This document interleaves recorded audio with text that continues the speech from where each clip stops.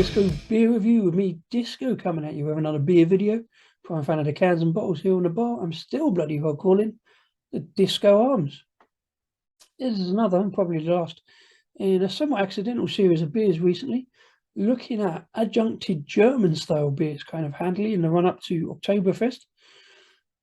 This one is from McColl's Brewery up in County Durham in the northeast of England. It's a collab with Neptune Brewery, over in Liverpool. And it is Blood Moon, a 5.1% Cherry Dunkelweizen.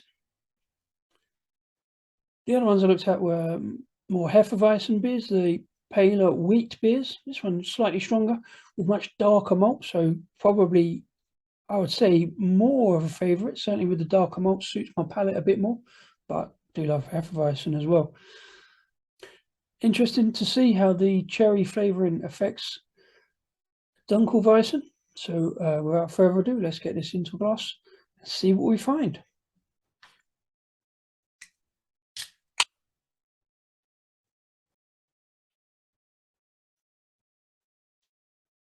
As we expect, nice dark brown colour, a fair bit of carbonation, plenty of bubbles on the pour. Slightly aggressive pour from me there, but straight out into the glass.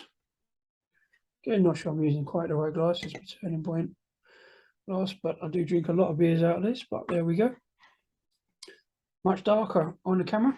Just turn it around so you can get a good view of it out of the logo. Almost Coca-Cola coloured there, but in the light, it's much more of a darker brown. Definitely a bit of brown and tinge of red seeping through on the bottom there.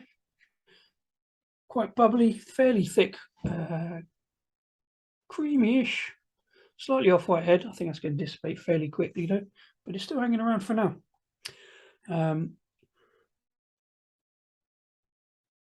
Yeah, quite a malty flavour, but there's a definite tinge of fruit to it. Not specifically cherry. More, yeah, there's probably develops into cherry. Just definite fruity note to the aroma. But still that kind of malty brown colour, malty brown kind of aroma. I know brown's not an aroma, but you know what I mean with the darker malts. It's definitely there. Let's keep this fairly short. Let's dive straight in. Cheers. Or cheers.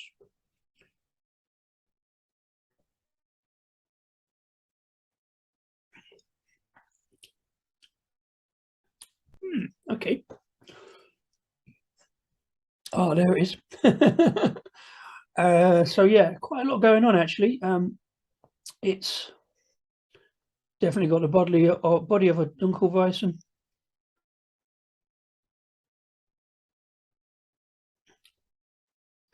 Cherry sweetness that swims through that malty flavour.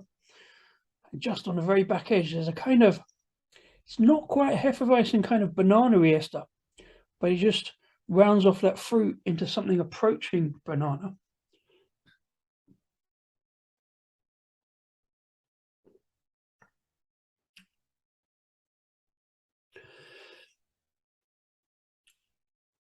Yeah, it's kind of cherry.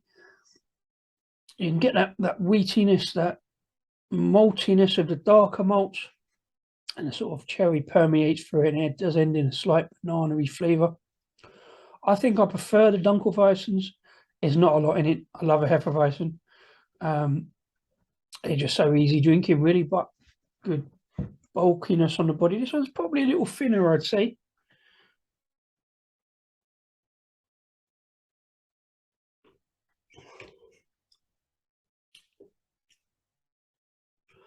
But there's a nice waft of flavours going through it. Good sweetness, a little bit of slight toffee note to it. Maybe, yes, definitely starts off on a slight toffee note. Maybe a hint of chocolate, perhaps, but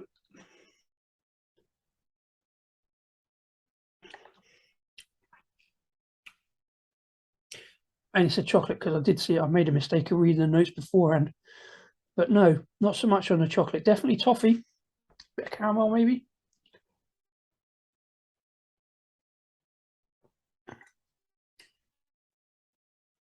There was a touch of tart from the cherries, I said on the one previously about tart cherry in a wheatier malt beer is probably not sitting that well on my palate.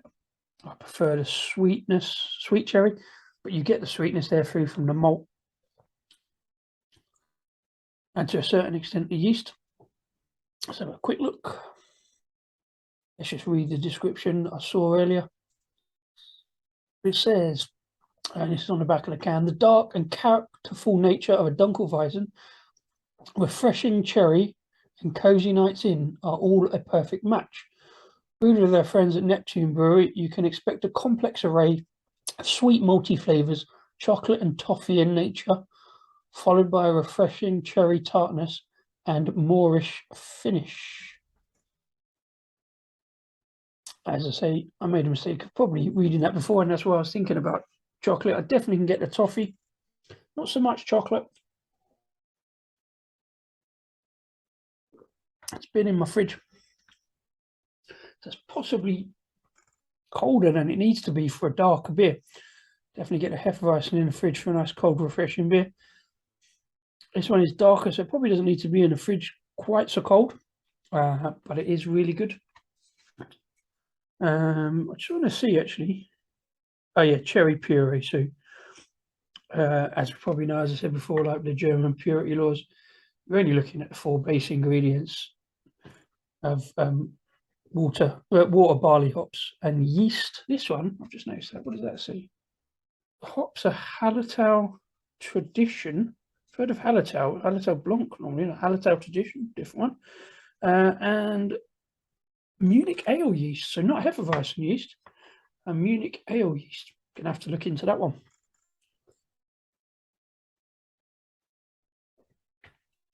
All round then, I think it's a good example of Hefeweizen has got a lot of flavour going on. The cherry adds a little bit of something. It's not quite going towards chocolate gatto.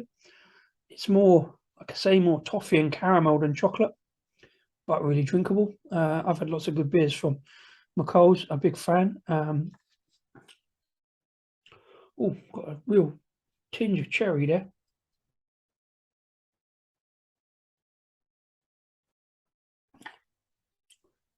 Like I say, not so much on the banana note that I'd normally expect. That's not a criticism, it's just a note to pick up on. But a really nice, really refreshing, really drinkable, dark, malty wheat beer. Yeah, having featured 2 others on the channel recently. I'll link to those videos at the end if you haven't seen them already. And having had one on tap the other week at Brewery, this is the 4th and probably the last, till we look into, hopefully, some Oktoberfest beers next week. So, happy Oktoberfest, happy beers, and until the next beer video, cheers and enjoy the beers.